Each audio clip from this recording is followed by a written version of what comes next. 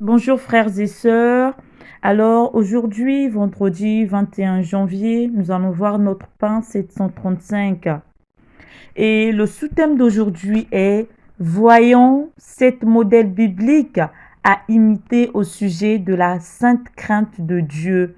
Donc aujourd'hui, nous allons voir notre première partie et le texte d'appui dans Genèse 22, verset 12. Oui, Seigneur, je te bénis, Seigneur. Oui, je te rends grâce pour toute cette semaine. Oui, Jésus, durant cette semaine, tu étais présent. Tu as répondu ton Esprit Saint. Je rends grâce, Seigneur, je te rends grâce, Seigneur, parce que ton Esprit Saint était présent dans ma vie. Oui, voilà pourquoi j'ai pu parler à mes frères et mes sœurs. Merci, Seigneur, parce que tu as voulu m'utiliser cette semaine. Oh, Père éternel, ton Esprit Saint m'a permis de parler. Oui, Seigneur, ton esprit de force, de courage, car seul, Seigneur, je ne pouvais rien dire. Merci, Seigneur, pour ta présence dans la vie de mes frères et mes sœurs, car tu as permis à tout un chacun d'écouter, Seigneur. Tu nous as permis d'écouter, Seigneur, ce message que tu avais pour tout un chacun. Oh, Seigneur, béni sois-tu.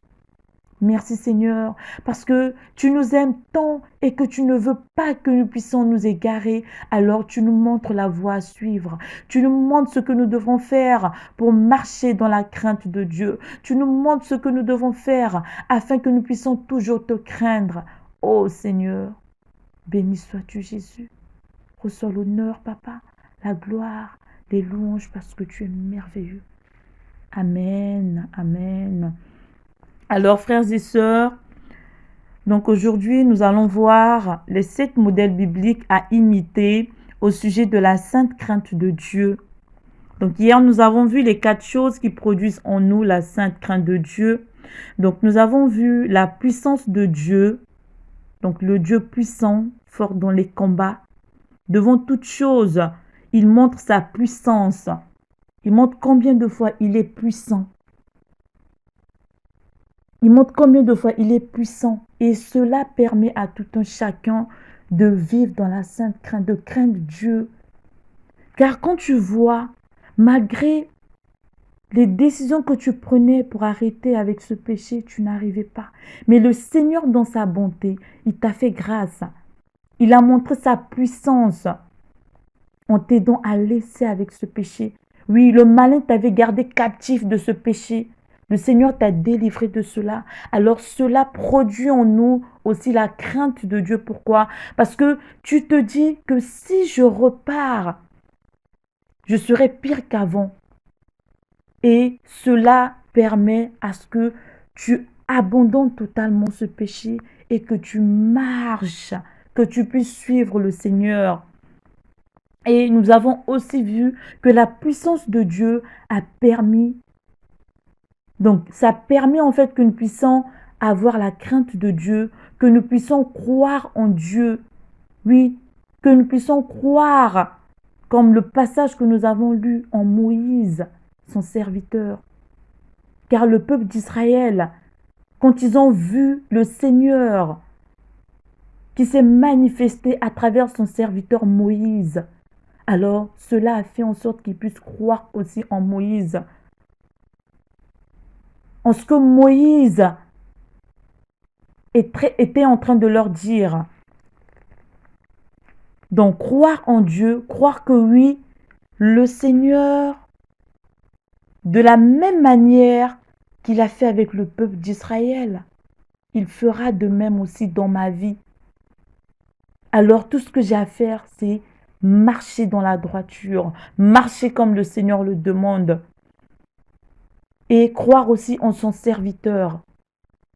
Oui, le Seigneur dit dans sa parole que ce n'est pas vous qui m'avez choisi.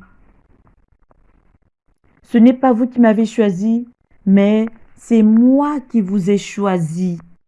Donc ce n'est pas nous qui avons choisi que le berger soit dans ce groupe. Non, mais c'est le Seigneur qui l'a choisi. C'est le Seigneur qui a choisi ce pasteur. C'est le Seigneur qui a choisi ce berger qui est ici dans cette famille. Alors, si tu reconnais que c'est le Seigneur qui l'a mis ici dans cette famille, alors la même foi que tu as en Dieu, va nous pousser à croire aussi en ce qu'il va nous dire. Le Seigneur, dans son amour, lui a permis, lui a révélé des choses. Quand nous voyons tel que le programme qu'on nous a donné, nous avons vu qu'il a déjà un programme établi. Donc c'est le Seigneur qui l'a révélé cela. Et ce que nous avons à faire, c'est de marcher, de suivre ce programme. Car cela ne vient pas de lui, mais cela vient de Dieu. C'est le Seigneur qui l'a communiqué cela afin de nous orienter, afin que nous puissions marcher aussi dans cette voie. Nous puissions suivre cette vision. Et nous avons vu la grandeur de Dieu, un Dieu grand, un Dieu miséricorde, un Dieu puissant. Oui, personne n'est comparable à ce Dieu. Il est l'unique et vrai Dieu. Nous avons vu le pardon de Dieu. Le Seigneur, dans sa bonté, quand il nous pardonne, cela produit en nous la crainte de Dieu. Pourquoi? Parce que, étant pardonné, il nous lave de ce péché. Il nous purifie. Quand nous réalisons qu'il est mort sur la croix pour nous. Donc, il a effacé nos péchés. Et cela permet à ce que nous puissions le servir comme il le faut. Pourquoi nous réalisons que ce n'est que lui qui peut pardonner nos péchés, qui peut pardonner nos fautes. Et nous avons vu le jugement de Dieu. Plus nous voyons les jours avancer, plus cela nous permet de marcher dans la sanctification, de nous abandonner au Seigneur, de s'offrir au Seigneur. Alors aujourd'hui, nous allons voir les 7 choses qui produisent en nous, donc disons les 7 modèles bibliques à imiter au sujet de la sainte crainte de Dieu.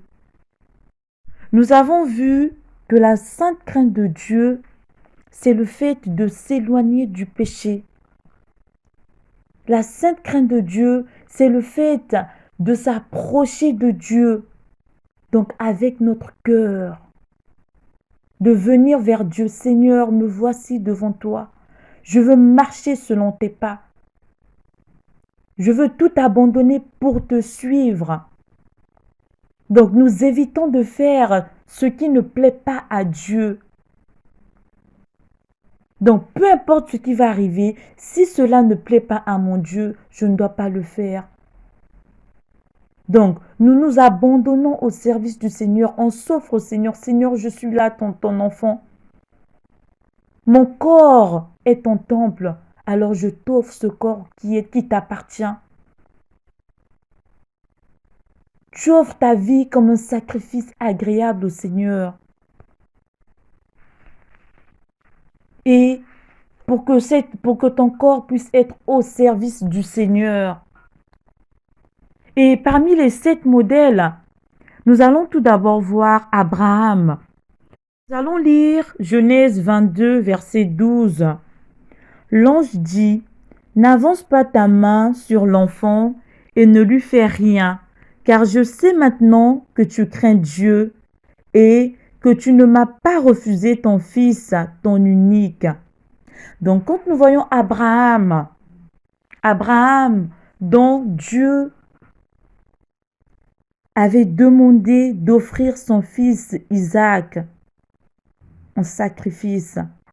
Donc quand nous lisons ce passage depuis le début, Genèse 22, nous voyons que Abraham a été obéissant à Dieu.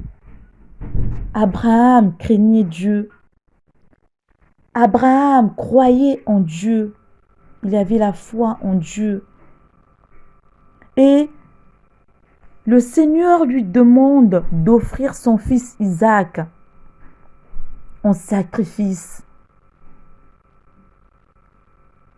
Abraham, étant donné qu'il craignait Dieu, il a accepté d'offrir son fils Isaac. Étant donné qu'il était obéissant à Dieu, son père lui a parlé. Et qu'est-ce qu'il fait? Il obéit à ce que son père lui dit. Il obéit à ce que son père lui dit. Pourquoi? Parce qu'il avait la crainte de Dieu. Et Abraham, qui a pris son fils Isaac pour aller offrir au Seigneur.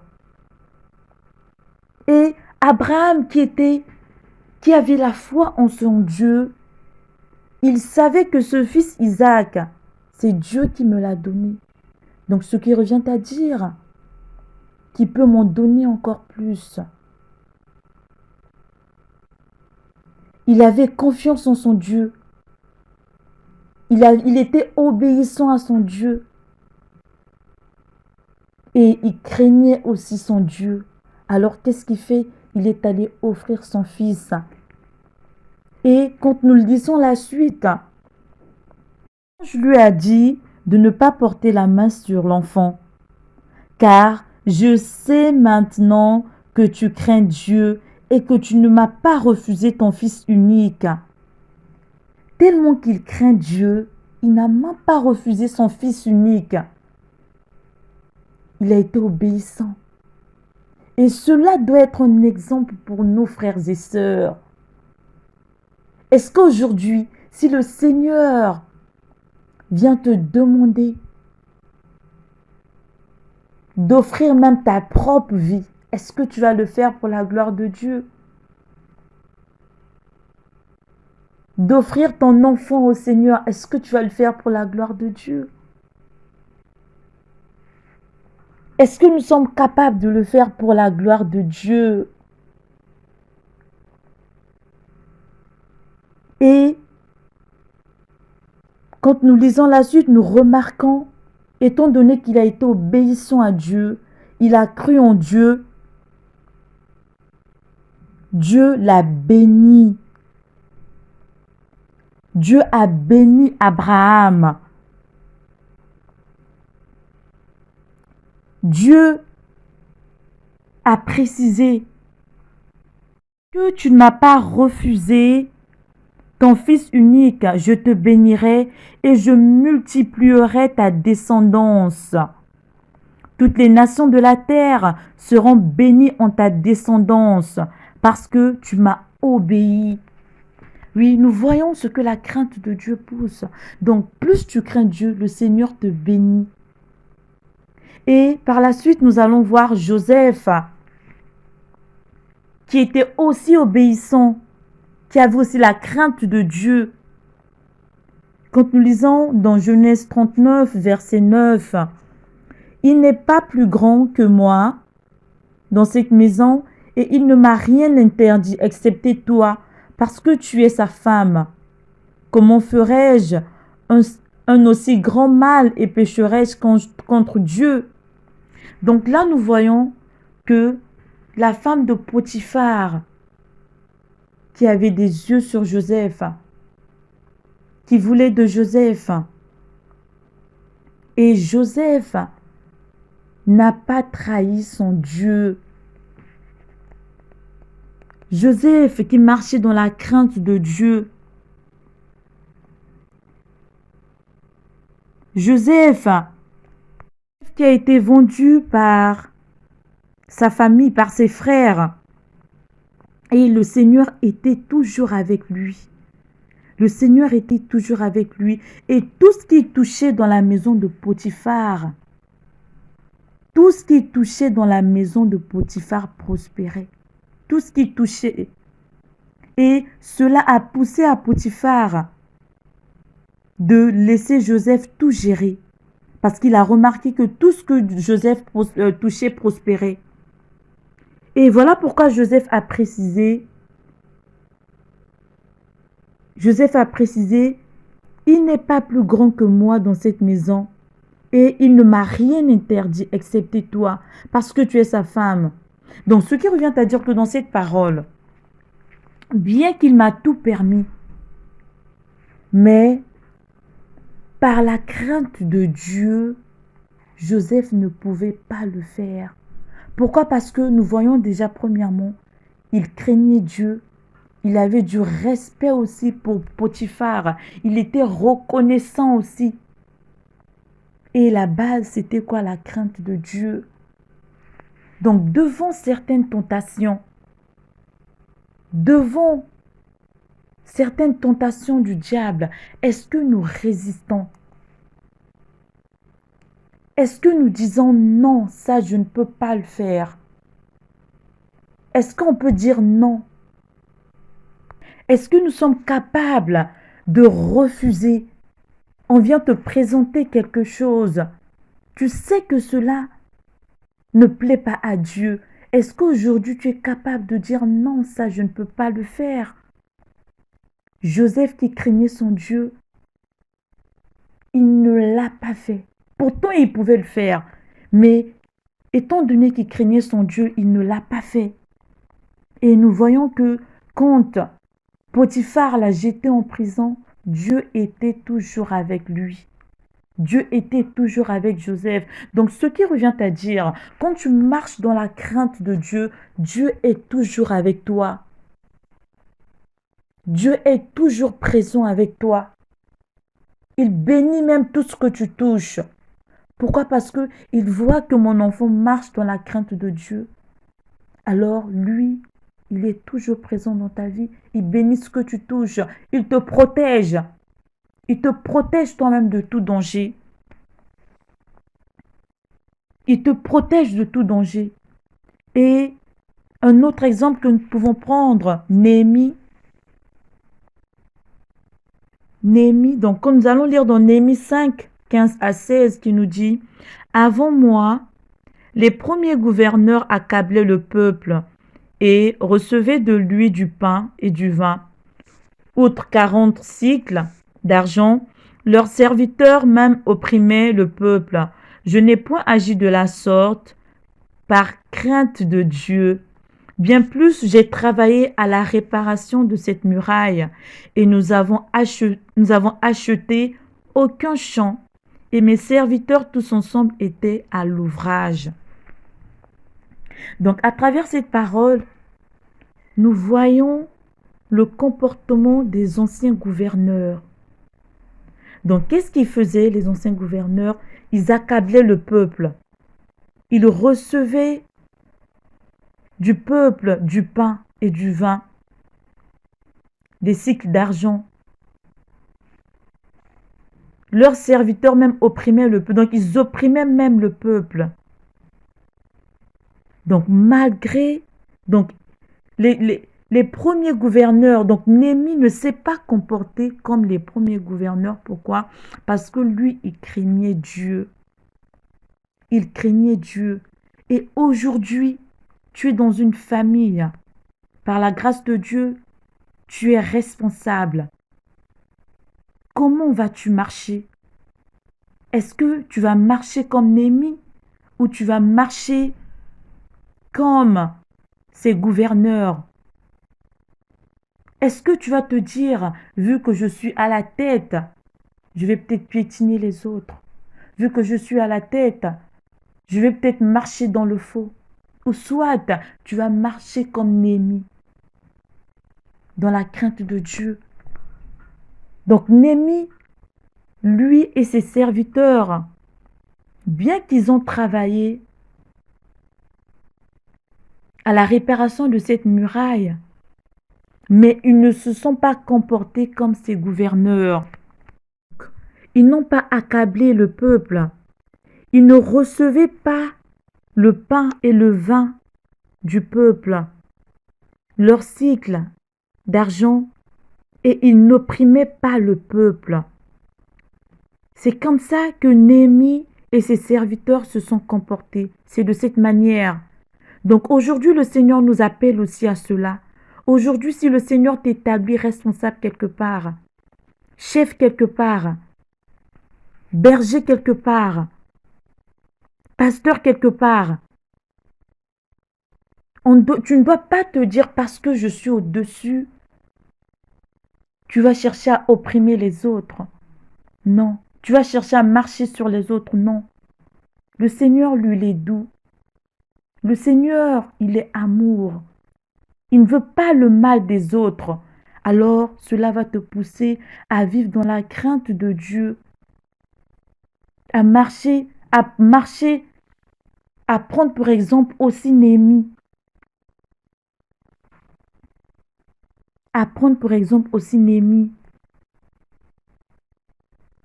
Et nous allons prendre un autre exemple, Corneille. Nous allons lire dans Actes 10, 1 à 2. Il y avait à Césarée un homme nommé Corneille, centenier dans la cohorte, dite italienne. Cet homme était pieux et craignait Dieu avec toute sa maison. Il faisait beaucoup de monde au peuple et priait Dieu continuellement. Et toute sa maison craignait Dieu. Et quand Corneille a reçu la vision, quand l'ange du Seigneur est entré chez Corneille, l'ange du Seigneur a dit à Corneille, tes prières et tes aumônes sont montées devant Dieu et il s'en est souvenu. Envoie maintenant des hommes à Joppé et faire venir Simon, surnommé Pierre. Donc l'ange du Seigneur est venu parler à Corneille. Et Corneille, qui craignait Dieu, qui marchait dans la crainte de Dieu, qui priait Dieu, après la visitation de l'ange, qu'est-ce qu'il a fait? Il a envoyé ses serviteurs. Donc il a obéi. Il a obéi à ce que l'ange est venu lui dire. Donc il craignait Dieu. Donc là, nous voyons aussi, quand nous marchons dans la crainte de Dieu, cela nous permet d'avoir aussi une communion avec le Seigneur. Et quand tu es dans la prière, quand tu es dans la méditation de la parole, quand tu es tout le temps dans la prière, le Seigneur vient te parler. Pourquoi? Parce que tu as un cœur disposé. Le Seigneur vient te parler. Et là, Corneille, après la visitation de l'ange, quand l'ange est entré chez lui, il a obéi parce qu'il craignait Dieu. Il a envoyé ses serviteurs pour aller chercher Simon, surnommé Pierre, à Joppé. Et ses serviteurs sont partis. Ils sont partis chercher Simon. Et nous voyons après la venue de Simon, Simon leur a longtemps parlé. Donc Pierre les a longtemps parlé. Et nous avons remarqué que pendant que Pierre parlait, l'Esprit Saint était descendu en eux. L'Esprit Saint était descendu en eux. Il était même descendu dans les païens. Et ceux qui étaient venus avec Pierre étaient même étonnés de voir que l'Esprit Saint est même descendu sur les païens. Et par la suite, il parlait dans des langues étrangères, il glorifiait Dieu. Et il fut baptisé. Donc nous remarquons que quand tu marches dans la crainte de Dieu, quand tu réalises que Dieu est puissant, Dieu est grand, quand tu marches dans la crainte de Dieu, cela permet que le Seigneur puisse aussi agir dans nos vies. Donc quand tu t'abandonnes au Seigneur comme un sacrifice vivant, un sacrifice agréable, tu dis au Seigneur, Seigneur, moi je veux te servir. Oui Seigneur, je veux te servir. Plus tu sers Dieu, malgré toute tentation, malgré toutes les flèches du malin, malgré tout ce que le malin va dresser devant toi, le Seigneur va t'épargner. Pourquoi? Parce que tu marches dans la crainte de Dieu. Donc, comme nous voyons notre thème qui nous dit de marcher dans la sainte crainte de Dieu, comment marcher dans la sainte crainte de Dieu? Donc là, nous avons vu Abraham qui a marché dans la crainte de Dieu, Joseph, Néhémie, Corneille qui ont marché dans la sainte crainte de Dieu. Alors que le Seigneur puisse nous aider aussi à pouvoir prendre pour exemple Abraham, Joseph, Néhémie, Corneille. Alors que le Seigneur nous bénisse, que le Seigneur nous comble encore de ses bienfaits. Shalom, shalom famille.